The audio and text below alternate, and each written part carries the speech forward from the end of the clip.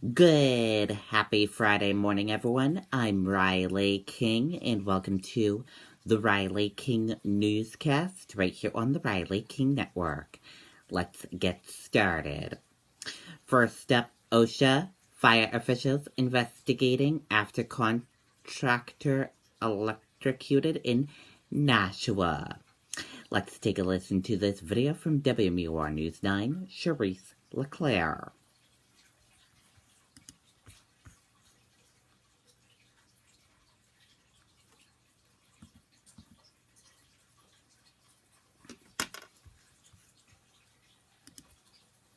I thought it was a dummy.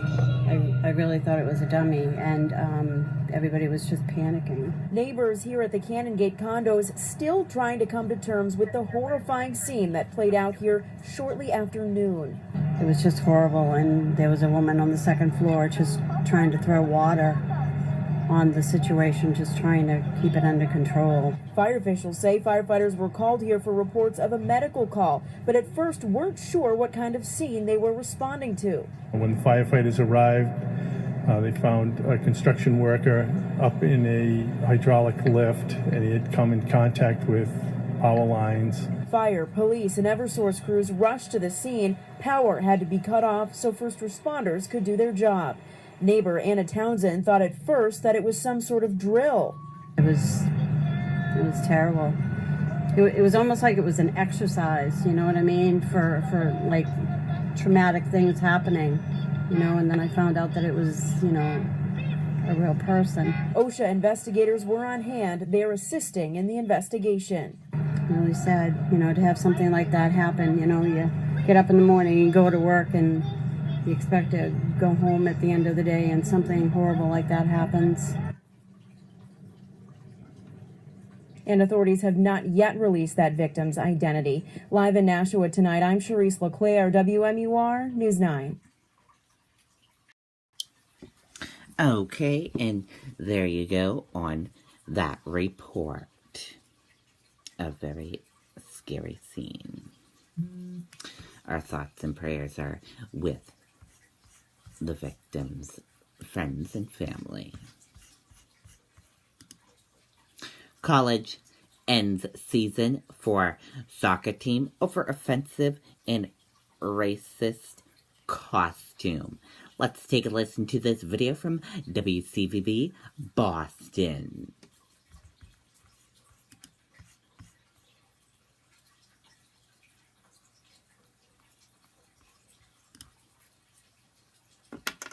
The Fuhrer sent to a local newspaper. It shows a member of the Wheaton College women's soccer team in blackface. I thought it was really rude and really racist and stupid. Pretty weird that this girl would do this, knowing that there's a strong presence of the African American community, or the black community at the school. The student dressed up as actor Terry Crews from the 2002 comedy White Chicks. In 2017, the joke fell flat. It wasn't a joke. It was unacceptable behavior to be seen at this university. She's a junior. She should have known better. It's not funny to me. It's not funny to me, so why is it funny to you? And I understand intent versus impact. Your intent was to be funny, but your impact hurt. According to the college, after the image was posted on Snapchat, other team members tried to scrub it to cover up the offense. One person wore the costume, but the entire group was involved in the event.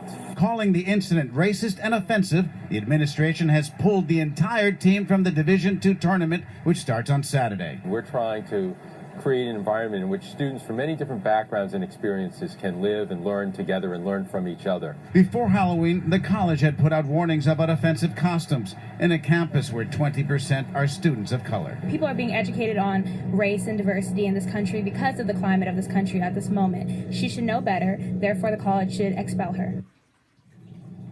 The Black Student Association here is so upset they've had 2 forums on this issue so far this week. The college tonight is not talking about expulsion, but other forms of disciplinary action are being reviewed. Okay, and there you go on that report.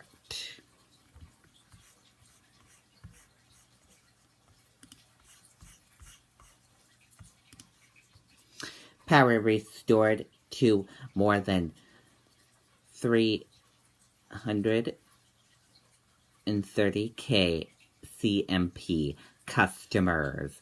Let's take a listen to the video from WMTW News 8 in Maine.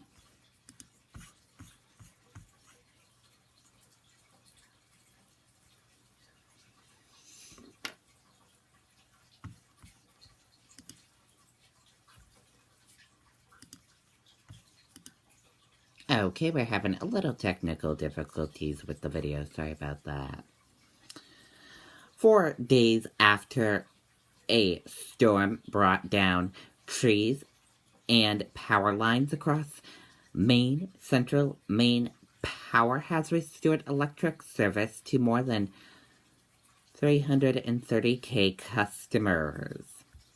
As of 3 a.m. Friday, CMP reported about 68,000 customers without power. At the height of the outages Monday, 404,000 customers were without power. According to the CMP's website, about 90% of its customers pay for power at residences. The remaining 10% is made up of commercial and industrial customers and lighting. Restoration is expected to take a week in some remote areas. Burns said CMP had 2,300 crews in the field Thursday. More were expected to be added on Friday. She restrated Wednesday. The company hopes to have electricity restored to most customers by Saturday night. Burns said they hope power is restored sooner.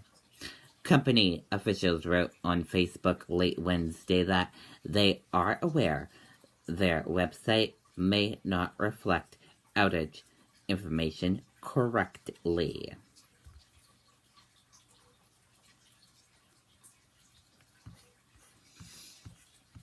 And there you go on that report. Thieves steal more than $300,000 worth of new iPhones from a truck in San Francisco.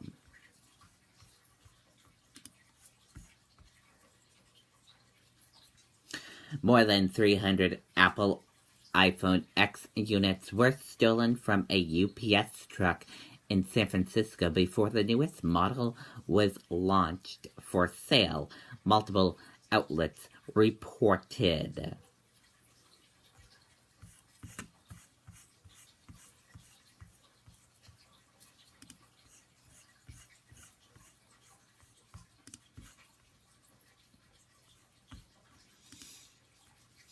ISIS claims responsibility for NYC attack, calls driver soldier of the capital for hate. Let's take a listen to the video from ABC News. Back here in New York City, and this new image tonight, take a look. A photo taken by a neighbor in New Jersey of his own car, but right there in the background, 9 days before the attack, a Home Depot pickup truck. Tonight, authorities believe the suspect might have rented that truck for a trial run through New York days ago. Here's ABC's chief investigative correspondent Brian Ross. A new video tonight shows some of the victims of the attack just before terror struck. A group of friends from Argentina, all smiles, biking down New York's west side. It was around the same time across the river in New Jersey that prosecutors say Sayfullah Saipov was at a Home Depot store, seen in this new photo. Preparing to rent the truck, police say he has now confessed to using to kill 8 people, including 5 of those tourists from Argentina.